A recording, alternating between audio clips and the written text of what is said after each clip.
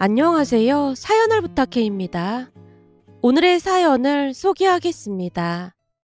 사연을 시작하기에 앞서 남자친구와의 만남을 이야기하자면 그날은 한 삼겹살집에서 절친 혜영이의 승진을 축하하고 있었습니다. 혜영아, 승진 축하해. 넌 벌써 승진했고 난 이제야 하는 건데 뭐.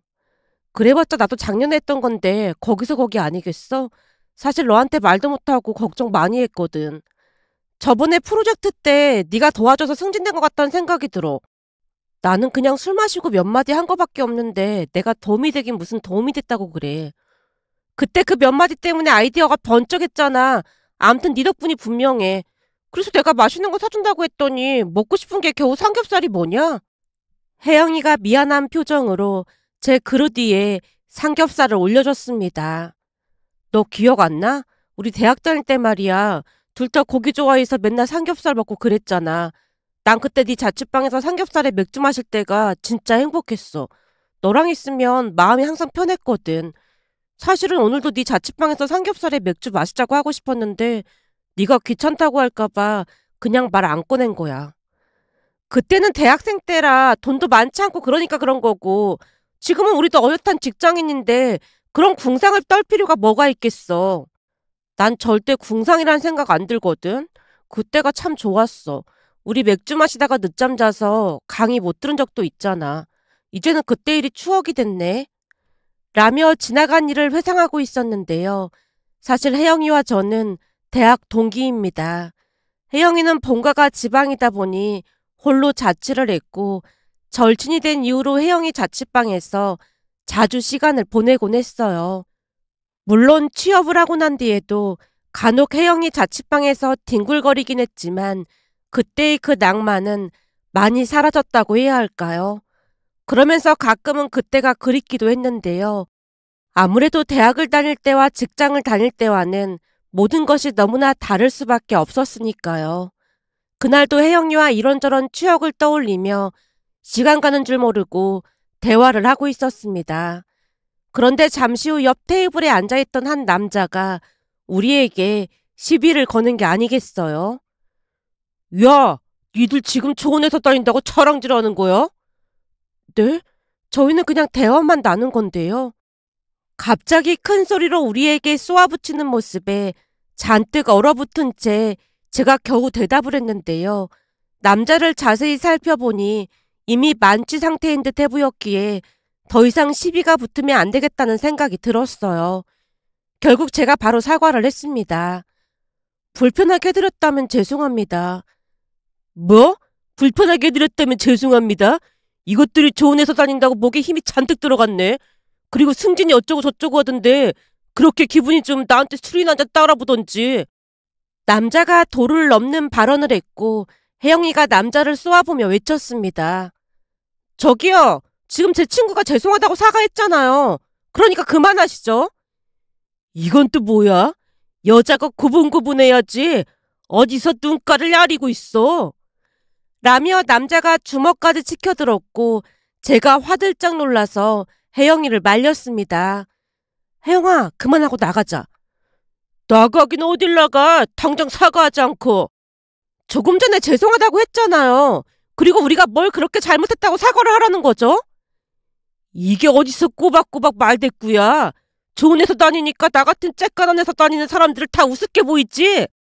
이봐요. 그쪽이 어떤 회사 다니는지 내가 알게 뭐예요? 술 먹었으면 집에 가서 곱게 잠이나 자요. 뭐가 어쩌고 어째?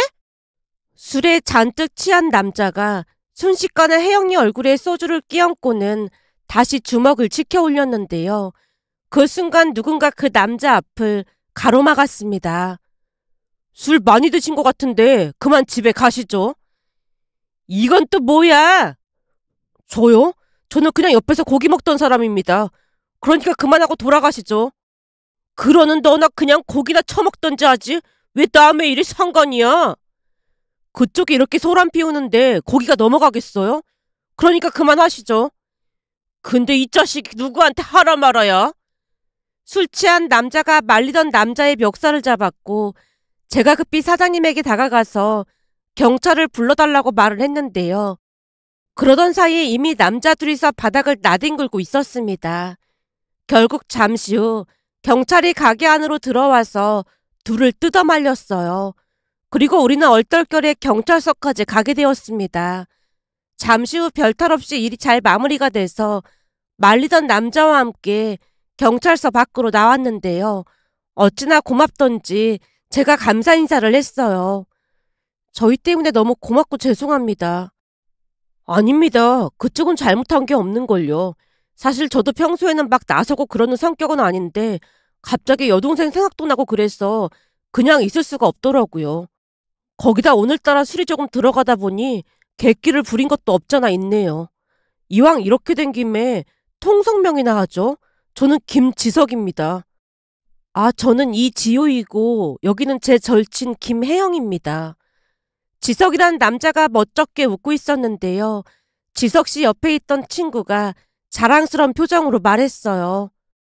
오늘 우리 지석이가 참아서 다행인 거지. 만약 그대로 주먹 날렸다면 그 인간 옥수수 다 털렸을걸요.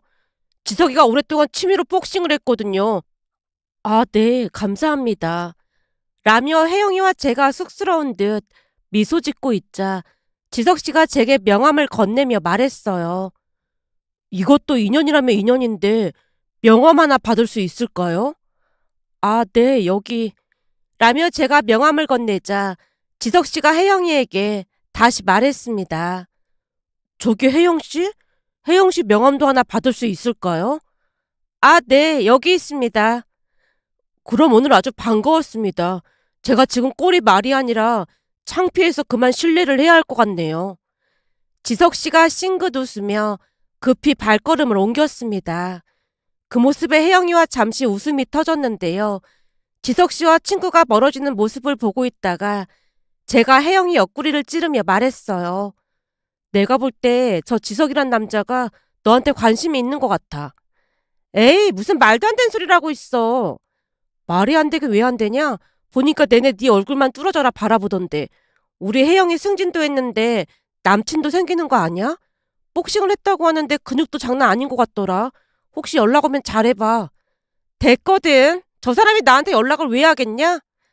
라며 혜영이와 장난을 치다가 집으로 돌아왔습니다. 그런데 며칠 후 생각지도 못한 일이 일어났습니다. 그러니까 그때 그 지석이란 남자에게서 전화가 왔거든요. 처음에는 전화를 잘못 걸었다는 생각이 들어서 제가 조용히 말했습니다. 저기 지석 씨, 전화를 잘못 거신 것 같아요. 네? 잘못 걸다니요? 혹시 지호 씨 아닌가요? 네, 제가 이지호가 맞긴 한데 혜영이한테 전화 걸려고 하셨던 거 아니에요? 네? 혜영 씨한테요? 왜 그런 생각을 하신 거예요? 그날 지석 씨가 혜영이한테 명함을 달라고 하셨으니까요. 아, 그건 혜영 씨가 민망해할까 봐 예의상 달라고 했던 것뿐입니다. 사실 저는 그날 내내 지호 씨한테 관심이 있었거든요. 저한테요?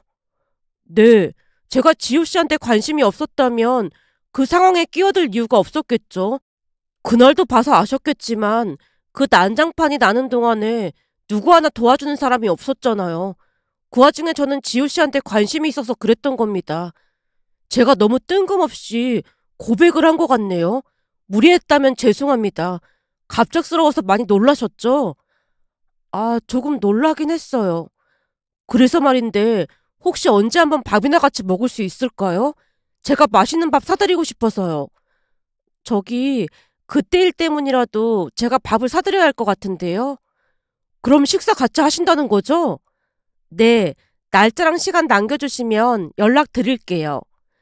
그렇게 며칠 뒤 지석 씨를 만나러 갔는데요. 예약했다던 식당에 들어가서 보니 지석 씨가 팔에 반 깁스를 하고 있는 모습에 깜짝 놀라서 물었어요. 설마 그때 다친 거예요? 그날은 정신이 없어서 잘 몰랐는데 계속 통증이 있길래 다음날 병원에 갔더니 뼈에 금이 좀 갔다고 하더라고요. 네? 금이요? 그럼 많이 다친 거 아니에요? 그렇게 많이 다친 건 아니고 살짝 금이 갔다네요. 괜히 우리 때문에 깁스까지 하고 너무 죄송해요. 아닙니다. 도와달라고 부탁을 한 것도 아니고 제가 자진해서 그랬던 거잖아요. 근데 지우 씨가 죄송할 게 뭐가 있겠어요. 그럼 깁스를 오래 해야 하는 거예요? 들어보니까 한 2주 정도 해야 할 것 같다고 하던데 우선은 지켜보자고 하네요. 그나저나 지우 씨랑 제가 인연은 인연인가 봅니다. 네? 그게 무슨 말이에요? 제가 다음 주에 회사에서 중요한 프레젠테이션을 하기로 되어 있었거든요. 사실 그동안 해외 주재원으로 가고 싶어서 엄청 노력하고 있었어요. 그러다 보니 중요한 프레젠테이션이라고 팀장님이 잘하라고 신신당부를 했었고요. 근데 제 팔이 갑작스럽게 이렇게 되다 보니 팀장님이 안타깝지만 다른 사람한테 넘기라고 하더라고요. 그럼 팔 때문에 못하게 된 거예요? 아무래도 임원들 모셔놓고 하는 중요한 자리다 보니까 난감하게 됐죠 뭐. 순간 지석 씨가 옅은 미소를 짓는 모습에 말문이 막힌 채 얼어붙어 있었는데요. 지석 씨가 오히려 당황한 표정으로 입을 뗐어요. 저기, 그게 지호 씨 부담 가지라고 하는 말이 아니라, 그러니까 제 말은 지호 씨를 만날 운명이었다는 것 같다는 말을 하고 싶다는 거예요. 이게 참 신기한 게 예전에는 그 주재원이 그렇게나 하고 싶었거든요. 근데 지호 씨를 만난 뒤로는 그냥 시들해졌다고 해야 할까요? 오히려 내가 주재원으로 나갔다면 지호 씨를 못 만났겠다 그런 생각마저 들었거든요. 그런 거 보면 사람 마음이라는 게 참 간사하네요. 암튼 그래서 저는 오히려 이 팔을 다친 게 감사하다? 뭐 그런 얘기입니다. 그래도 그런 말이 어딨어요. 만약 이 와중에 제가 주재원으로 나가게 됐다면 지호 씨랑 더 이상 인연이 이어지지 않았을 테니까요. 그러니까 저는 우리가 인연이라고 생각합니다. 혹시 제 말이 부담스러웠을까요? 지석 씨가 조심스레 묻는 모습에 저도 기분이 나쁘진 않았기에 살짝 미소 지었습니다. 그리고 그 뒤 우리는 연인 사이가 되었어요. 우리 둘이 사귄다는 소리를 듣고 혜영이가 많이 놀란 채 물었습니다. 진짜로 둘이 사귄단 말이야? 그렇게 됐어. 사람 인연이라는 게 진짜 신기하긴 하네. 그때 보니까 나쁜 사람 같지도 않던데 잘 됐네. 축하한다, 지유야. 나도 이렇게 빨리 빠져들 줄은 진짜 몰랐는데 지석 씨는 여자 마음을 기가 막히게 잘 읽는 것 같아. 거기다 말도 어찌나 잘하는지 매일매일 감탄한다니까. 그럼 좋은 거 아니야? 거기다 그날도 딱 나서서 지켜주는 거 보니까 듬직하기도 하고 사람은 꽤 괜찮아 보였어. 그러니까 한번 잘 만나봐. 네 절친으로서 난 적극 찬성이니까. 그리고 혹시나 지석 씨 친구 중에 괜찮은 사람 있으면 나도 소개 좀 해달라고 해봐. 바늘 가는데 실 간다는 말도 있는데 나도 너 따라서 이참에 남자친구 좀 만들어보자. 혜영이가 장난 가득한 표정으로 활짝 웃었습니다. 그 뒤에는 우리 커플과 혜영이까지 자주 어울려서 즐거운 시간을 보냈어요. 남친 성격이 워낙 좋다 보니 혜영이와도 트러블 없이 잘 지냈으니까요. 그러는 동안에 지석 씨가 혜영이에게 회사 동료를 소개해줘서 혜영이도 남자친구를 사귀게 되었습니다. 그 바람에 우리는 커플끼리 자주 모여서 즐거운 시간을 보냈어요. 그렇게 지석 씨와 1년 정도 사귀었을 무렵 혜영이에게서 전화가 왔습니다. 지효야, 오늘 저녁에 시간 괜찮아? 오늘 저녁에? 혹시 지석 씨 만나러 가는 게 아닌가 해서 연락해봤어. 오늘 지석 씨 회사 일 때문에 바쁘다고 하더라고. 그럼 오늘은 나 만나도 되는 거네? 혹시 무슨 일 있는 거야? 우선 만나서 얘기하자. 혜영이 말에 잠시 후 약속 장소로 나갔는데요. 그날따라 혜영이가 먼저 와서 기다리고 있었습니다. 일찍 왔네? 말일인데 바쁜 거 아니야? 너 말일에 항상 바쁘잖아. 지금 그게 문제가 아니야. 뭐? 그게 무슨 소리야? 혹시 지석 씨가 너한테 프로포즈 했어? 프로포즈? 아니, 프로포즈라니 갑자기 무슨 말을 하는 거야? 사실은 상민 씨가 하는 말이 지석 씨가 곧 너한테 프로포즈 할 거라고 했거든. 우리 만난 지 1년밖에 안 됐는데 벌써 프로포즈를? 내 남친 말로는 그랬어. 근데 내가 이상한 소리를 들었지 뭐야? 이상한 소리라니? 혹시 지석 씨 일인 거야?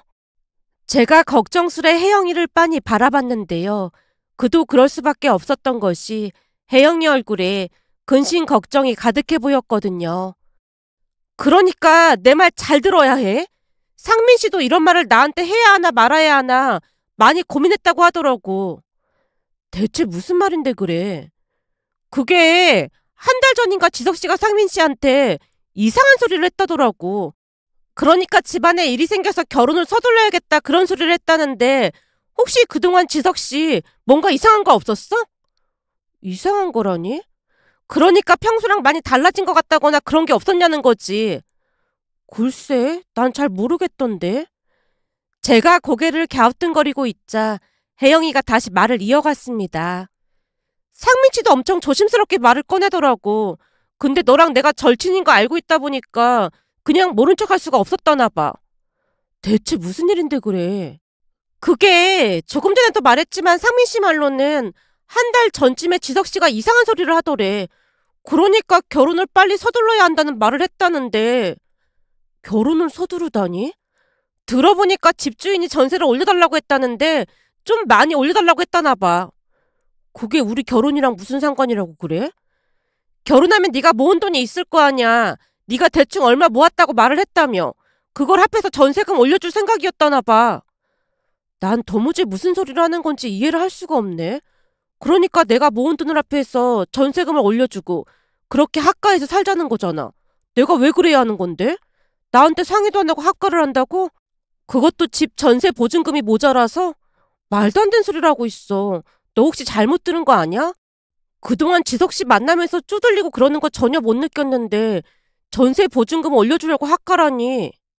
제가 놀란 채 눈만 꿈뻑이고 있자 혜영이가 눈치를 살피다가 다시 말했습니다.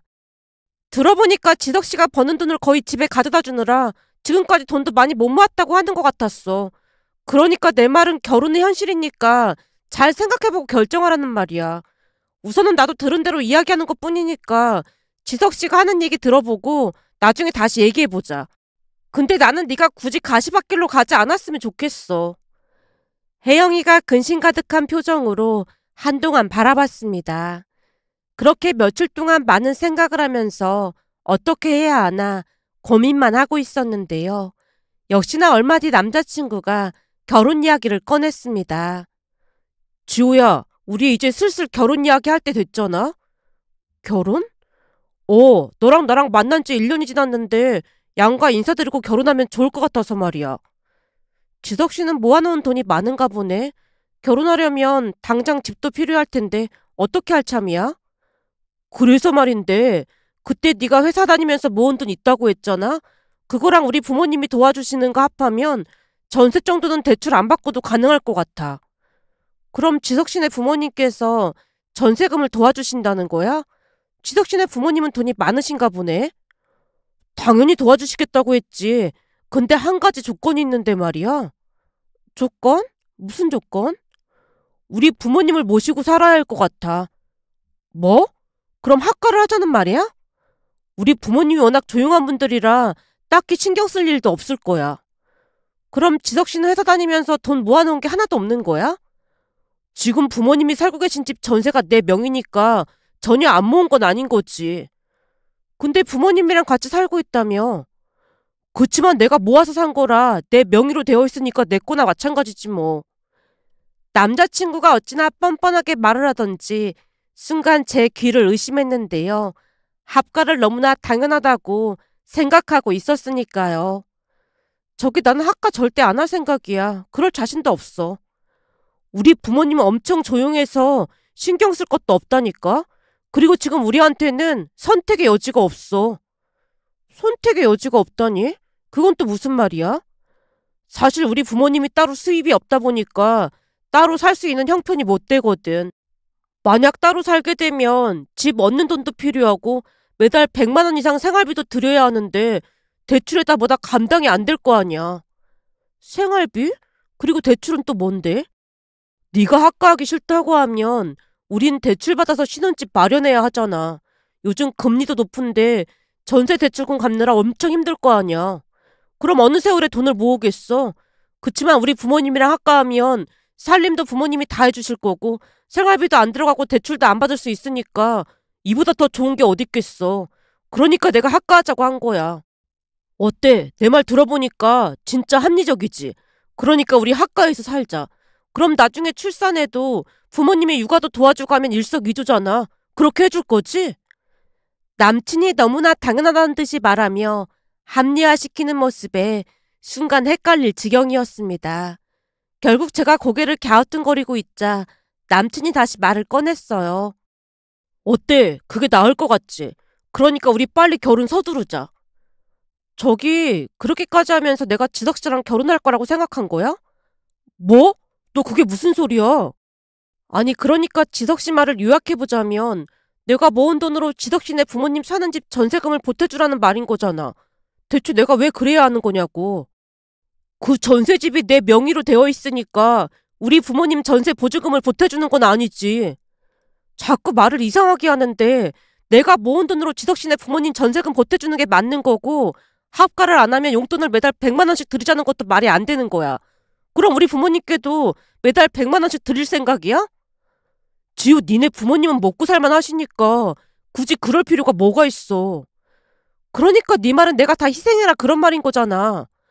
뭐? 네 말은? 그래, 내 말이 틀렸어? 이제 보니 나를 완전 바보로 알고 있었던 거네. 너 무슨 말을 그렇게 해? 너야말로 무슨 말을 그따위로 하고 있어.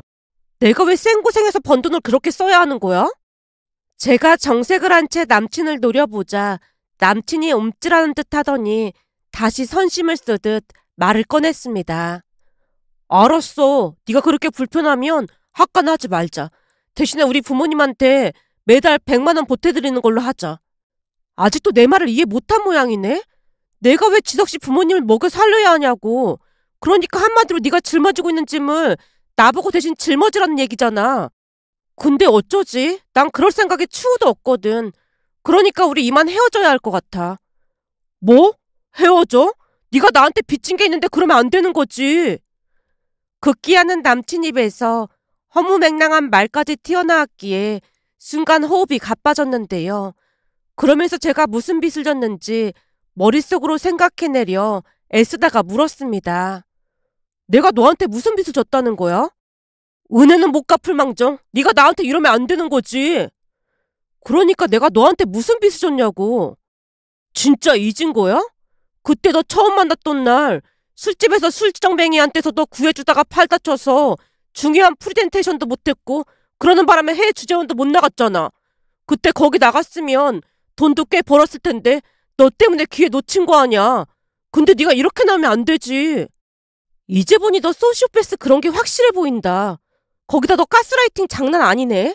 이래서 사람들이 순간 혹하고 당하는 거구나. 미안한데 난 그렇게 아둔한 사람이 아니거든. 그러니까 말도 안 되는 소리 할 생각도 하지 마.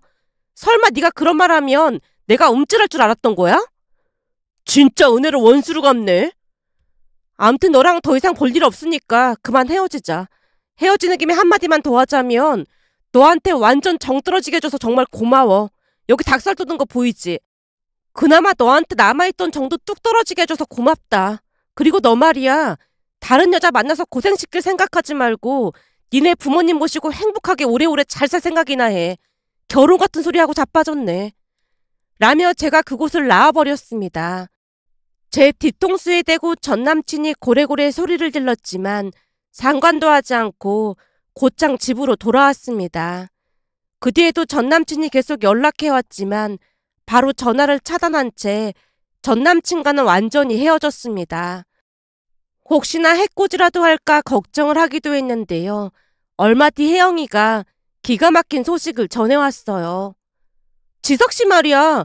지방으로 발령 신청해서 내려갔다고 하더라. 지방으로? 들어보니까 지석씨 아버지란 사람이 문제가 많다나 봐. 돈도 없으면서 친척들한테 여기저기 돈까지 빌려서 무슨 사업을 해본다고 하다가 쫄딱 망한 모양이야. 그러다 보니 있던 전세금까지 빼서 빚을 갚아야 할 처지인 모양이더라고. 그렇지 않으면 친척들한테 고소당하게 생겼다고 말이야. 그래서 어쩔 수 없이 집값 산 지방으로 발령 신청해서 내려갔다더라고. 바로 내려갈 수는 있었나 보네. 들어보니까 지방으로 내려가는 건 거의 자천돼서 내려가는 거라는데 자진해서 내려간다고 하니까 회사에서는 얼씨구나 하고 보내준 모양이야. 그때 헤어지길 진짜 잘했지. 너 완전 인생 끝장날 뻔했다니까. 라는 혜영이 말에 다시 한번 소름이 돋았습니다. 그러면서 사람이란 존재가 얼마나 무서운 존재인지 알 수가 있었는데요.